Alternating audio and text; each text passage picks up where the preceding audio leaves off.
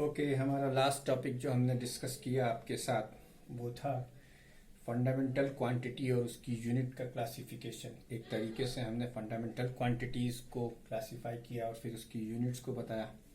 अब हम different system of units पर डिस्कशन करेंगे। डिफरेंट सिस्टम ऑफ यूनिट्स पर हम डिस्कशन करेंगे। यहाँ पर डिफरेंट सिस्टम ऑफ यूनिट्स,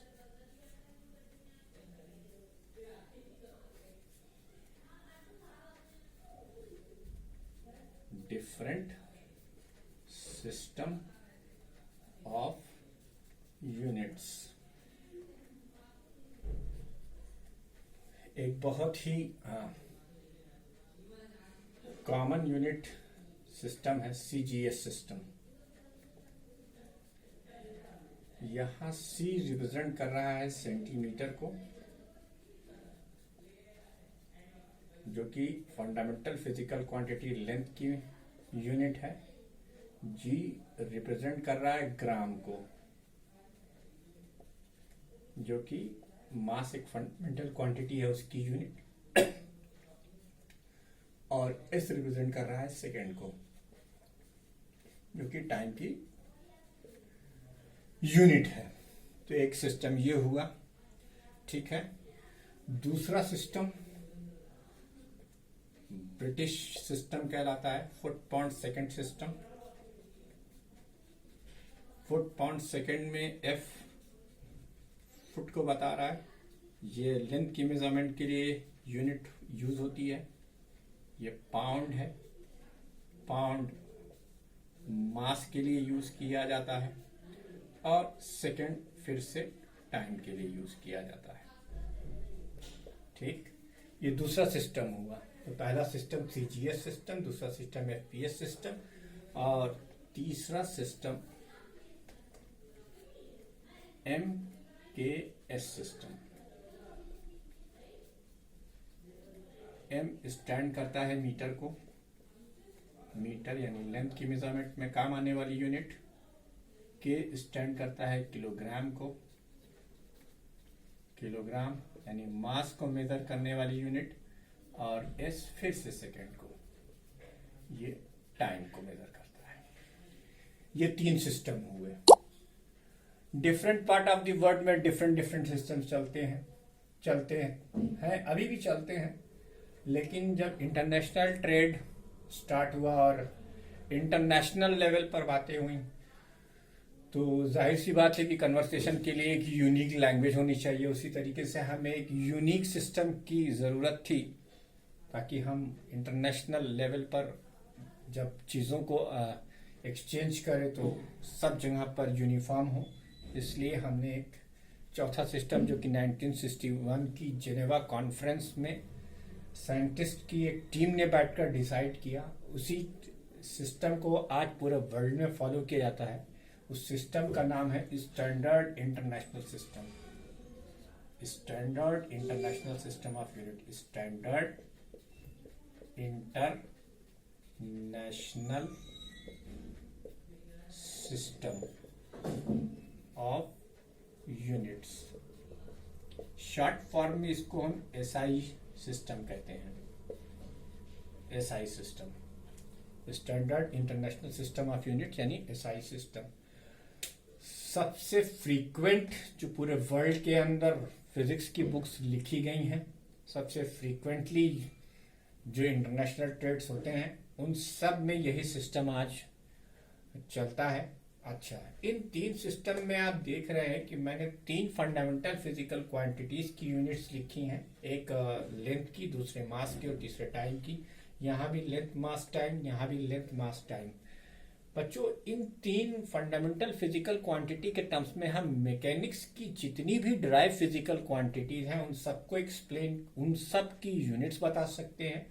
लेकिन जब आप मैकेनिक्स से आगे बढ़ोगे, यानी आपके पास थर्मोडायनेमिक्स आएगी, जब आपके पास इलेक्ट्रोमैग्नेटिज्म आएगा, तो हमारे पास कुछ और डिफरेंट टर्म्स आएंगे जो कि हमें बेसिक में लेना पड़ा। इसलिए इस सिस्टम की जरूरत पड़ी। और इस सिस्टम में इन तीन सिस्टम से डिफर एक चीज थी कि यहाँ इन्होंने सिर्फ तीन फंडामेंटल क्वांटिटीज मानी है, एक लेंथ, दूसरा मास, तीसरा टाइम, एक लेंथ, दूसरा मास, तीसरा टाइम, एक लेंथ, दूसरा मास, तीसरा टाइम। लेकिन इस सिस्टम की खासियत क्या थी कि इस सिस्टम में आपकी 7 फंडामेंटल फिजिकल क्वांटिटीज अडॉप्ट की गई। उन्हें कहा गया कि भाई ये फंडामेंटल हैं, इनको हम लेकर चलेंगे। तो अब हम यहाँ पर एक लिस्ट बनाने वाले हैं, उस लिस्ट में एक चीज ऐड करेंगे। यहीं से आपका शुरू होता है पहला important topic, dimension of physical quantities. ठीक है, तो डायमेंशन ऑफ फिजिकल क्वांटिटीज अगर बात की जाए फंडामेंटल फिजिकल क्वांटिटीज के लिए, तो वो मेयरली सिंबॉलिक रिप्रेजेंटेशन है। इसको इस तरीके से आप समझ सकते हो कि मिसाल के तौर पर जैसे आप एक ट्रांसपोर्ट का बिजनेस कर रहे हो, आपके पास 12 ट्रक्स हैं, 12 ट्रक्स हैं या कुछ ट्रक्स हैं, उसमें से आपने कुछ ट्रक स्पेसिफिकली फूड के लिए रखे हुए हैं, कुछ ट्रक स्पेसिफिकली आपने ग्रेन्स के लिए रखे हुए हैं, कुछ एक दो आपके पास ऑयल टैंकर हैं। तो अब आपने सारे ट्रकों का क्लासिफिकेशन कर रखा है कि भाई इस ट्रक में ये चीजें जाएंगी, इस ट्रक में ये चीजें जाएंगी, इस ट्रक में ये चीजें जाएंगी। अब मान लीजिए कि आपने फॉर एग्जांपल आपके पास 3 ट्रक हैं जिसको आपने फ्रूट सप्लाई के लिए असाइन कर रखा है। तो अब फ्रूट एक कॉमन वर्ड है, फ्रूट के अंदर बहुत सारे टर्म्स आएंगे। जैसे कि गर्मियों का मौसम आया तो आप आम ट्रांसपोर्ट करेंगे, जाड़ों के मौसम में आप सेब ज्यादा ट्रांसपोर्ट करेंगे।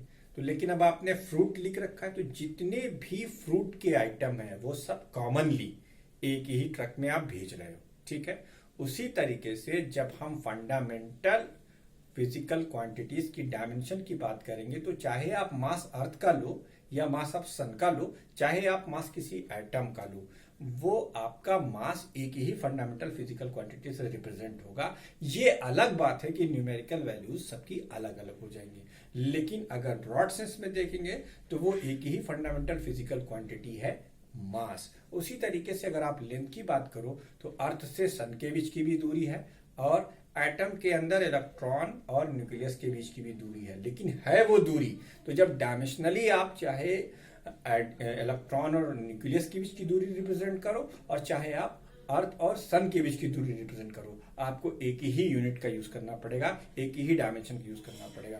तो मेरे पॉइंट ऑफ व्यू से dimension physical quantity, fundamental physical quantities के लिए डायमेंशन मेयरली सिंबॉलिक रिप्रेजेंटेशन है, जो आपको ये बताएंगी कि हमने जो ये टर्म लिया है उस टर्म का मतलब क्या है। तो बच्चों एक लिस्ट हम आपके सामने यहाँ बनाने जा रहे हैं, वो लिस्ट आपको कॉपी पे जरूर बना लेनी है और पहचान लेना है कि कौन चीज क्या है। थोड़ा सा हम इस्तेमाल करेंगे शॉर्ट में, यहाँ पर आप देखिए।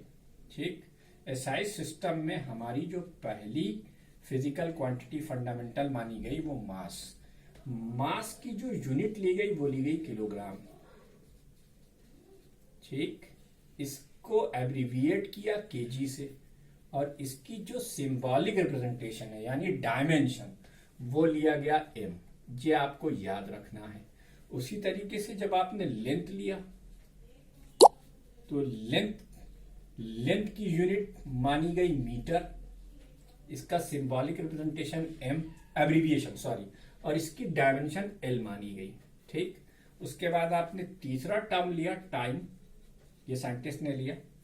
टाइम को आप, टाइम की यूनिट इन्होंने सेकंड मानी, इसका एब्रीविएशन एस से किया और इसकी डायमेंशन टी ली गई। ये 3। चौथी जो क्वांटिटी थी वो थी करंट। करंट से आप बखूबी वाकिफ होंगे, क्लास 10th में आपको करंट पढ़ाया गया होगा।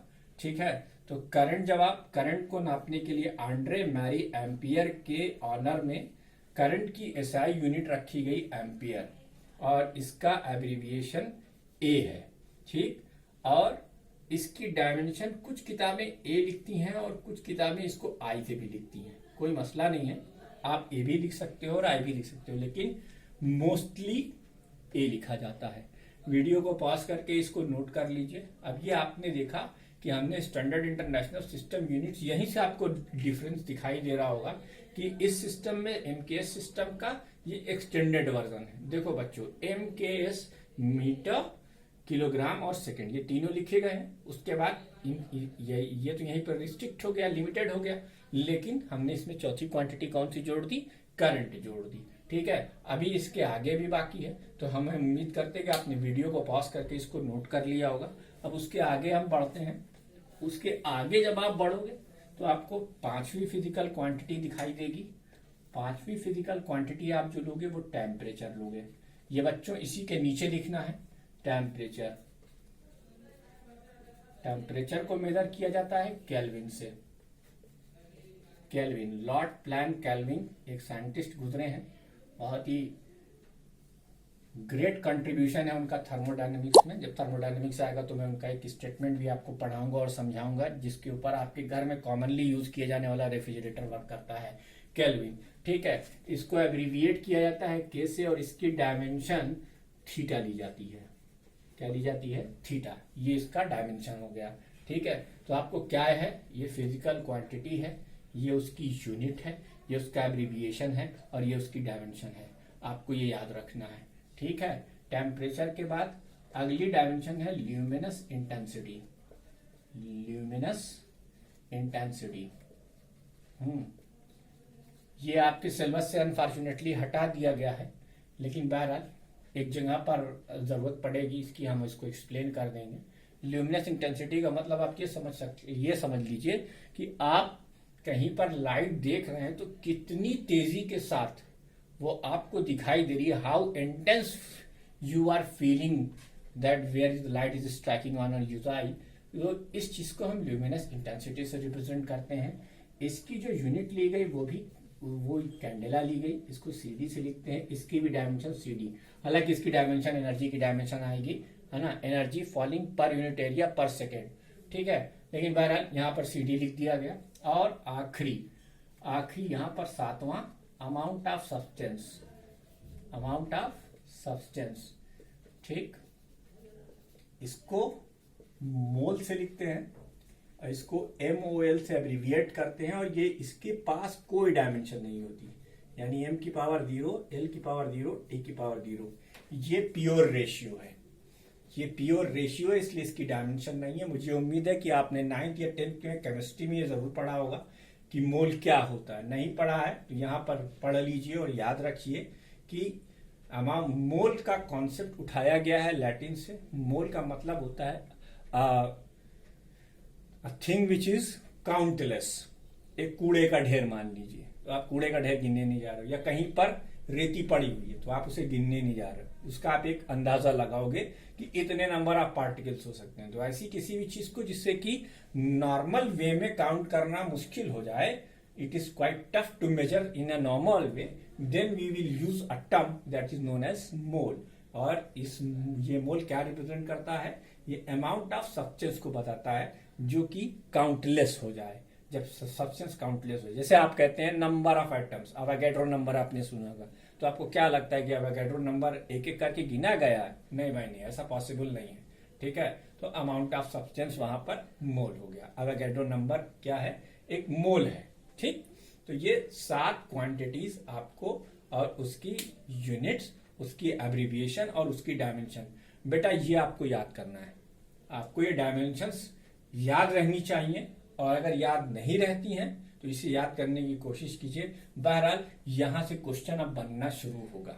ठीक है, आपके एग्जाम में क्वेश्चन आएंगे और वो यहां से क्वेश्चन आपको जरूर मिलेगा।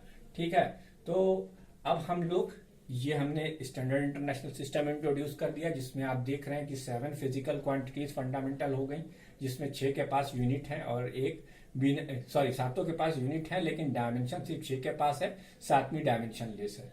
इसके अलावा साइंटिस्ट के समझ में आया कि हम 2 सप्लीमेंट्री यूनिट्स भी इंट्रोड्यूस कर देते हैं, है ना, 2 सप्लीमेंट्री यूनिट्स। इसके अलावा 2 सप्लीमेंट्री यूनिट्स, सप्लीमेंट्री यूनिट्स। ठीक, पहला है एंगल, रेडियन। यूनिट लिख रहे हैं तो हम लिखेंगे रेडियन। अब ये क्या मेजर करता है? It measure plane angle. It measure plane angle. ये प्लेन एंगल को मेजर करता है। किसको मेजर करता है बच्चों? प्लेन एंगल को। जैसे कि आप इसको पूरा फार्मूले से समझ लीजिए ये एक आर्क है, यहां पर ये एक एंगल सब्सटेंट कर रही है, इसी को हमें मेजर करना है। ये आर लेंथ मान लीजिए और ये एस हो गई। ठीक है, तो angle theta is equal to arc over radius. ये फार्मूला आपने पढ़ा ही होगा, आर्क ओवर रेडियस। तो यहाँ एस अपॉन आर, ये पहली सप्लीमेंट्री यूनिट है। फिर दूसरी सप्लीमेंट्री यूनिट क्या है? Steradian. Steradian it measure solid angle, it measure solid angle. ये सॉलिड एंगल को मेजर करती है। ठीक, अब सॉलिड एंगल कैसे मेजर करेगी?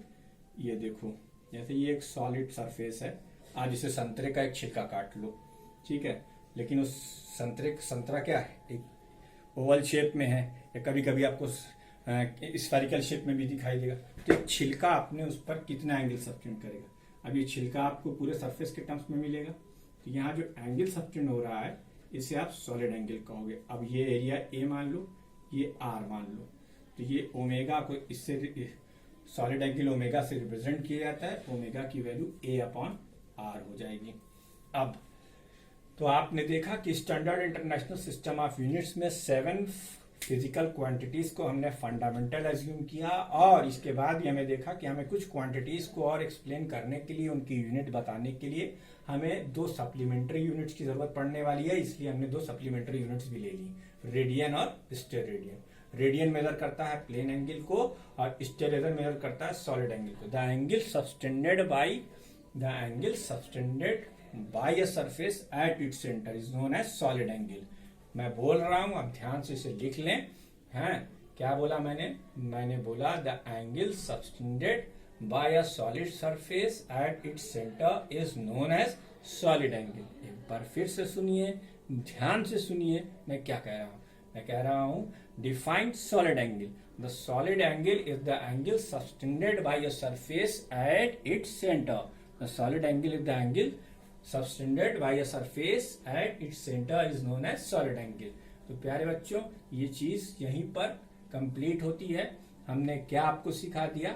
7 फिजिकल क्वांटिटी जिनको एसआई सिस्टम में फंडामेंटल फिजिकल क्वांटिटीज का दर्जा दिया गया, वैल्यू दी गई कि ये भाई ये सातों की सातों हमारी क्या है? फंडामेंटल फिजिकल क्वांटिटीज हैं। उनकी यूनिट डिसाइड की गई। उनकी यूनिट क्या थी? Kilogram, metre, second, ampere, kelvin, candela और मोल। और ये डायमेंशन डिसाइड की गई कि भाई सिंबॉलिक रिप्रेजेंटेशन यानी dimension of fundamental physical quantity आप ऐसे ही दोगे। ठीक है, वीडियो को पॉज कीजिए और इसे नोट कीजिए। ठीक, अब हम आगे बढ़ते हैं। इसके बाद हम आगे बढ़ते हैं। आज मैं आपको एक टेक्निक सिखाने वाला हूं। You need not to memorize all the dimension of physical quantities। क्योंकि ऐसे तो बहुत सारी फिजिकल क्वांटिटीज हैं। अब आपको 11th और 12th के सिलेबस में तकरीबन 700 से ज्यादा फिजिकल क्वांटिटीज से मुलाकात आपकी होने वाली है। तो आप कितनों की डायमेंशन याद रखोगे? आप कितनों की डायमेंशन याद रखोगे? और सिर्फ डायमेंशन ही अगर याद रखोगे तो बाकी फिजिक्स का क्या करोगे? तो इसलिए मैं आपको एक टेक्निक सिखाने वाला हूं। वो टेक्निक आप ध्यान से देखिए। तो बेटा, फिजिकल क्वांटिटी की dimension of physical quantity, dimensions of physical quantity. अगर इसका क्लासिफिकेशन फिजिकल क्वांटिटीज, इसके 2 टर्म्स ले लेंगे हम लोग। एक टर्म हमारा होगा फंडामेंटल, इससे मैं आपकी मुलाकात करा चुका हूं, फंडामेंटल। और दूसरा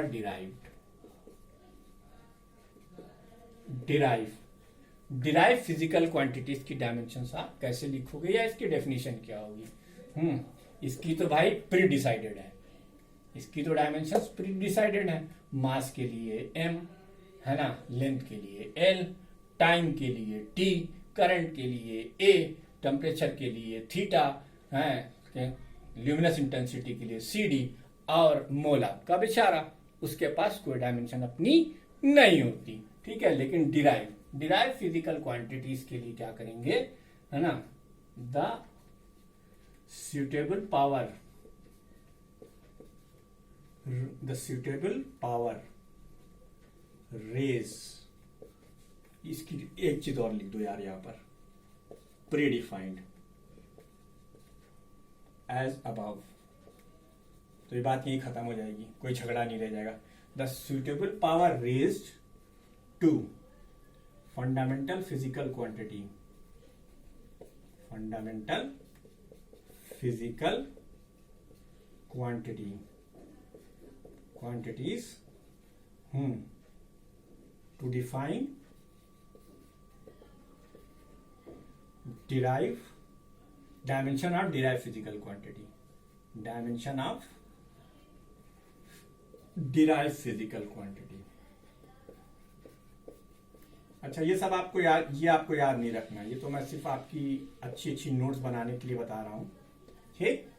ये आपको याद नहीं रखना है, ये आपको सिर्फ समझ लेना है कि भाई डायमेंशन की दो क्लासिफिकेशन है, एक फंडामेंटल प्रीडिफाइंड और एक डिराइव की। सुटेबल पावर रेस करेंगे फंडामेंटल फिजिकल क्वांटिटीज की, तो आपको डिराइव फिजिकल क्वांटिटीज की डायमेंशन मिल जाएगी।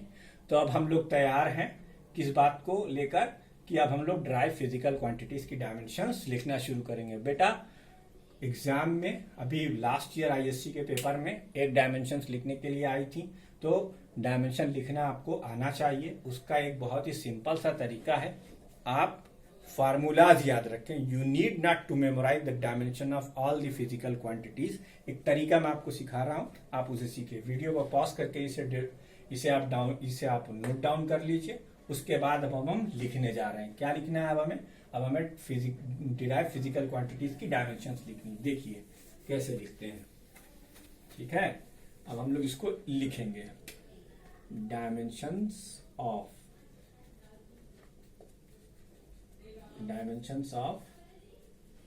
डिराइव्ड फिजिकल क्वांटिटीज, ठीक। अच्छा देखो, मास की डायमेंशन m, लेंथ की डायमेंशन l, टाइम की डायमेंशन t। सर आपने नया कौन सा दुनिया उखाड़ दी है ना, यही आप कहेंगे। मास, लेंथ और टाइम तो आप पहले भी बता चुके हैं। अब मैं एक चीज और यहां पे लिख देता हूं, ये मैकेनिकल डायमेंशंस कहलाती है। एक चीज और नोट कर लो भैया, मैकेनिकल डायमेंशंस, ठीक। कहीं सर कुछ नया करिए, चलो बेटा आप कुछ नया ही कर देते हैं। अब एक बात बताओ, एरिया, एरिया का फार्मूला क्या होता है? लेंथ इंटू ब्रेथ, है ना, ठीक। लेंथ को नापने के लिए मीटर स्केल का इस्तेमाल, ब्रेथ को नापने के लिए भी मीटर स्केल का इस्तेमाल। तो मीटर स्केल से क्या मेजर किया? मीटर, मीटर की डायमेंशन l। ब्रेथ को नापने के लिए क्या इस्तेमाल किया? Metre scale.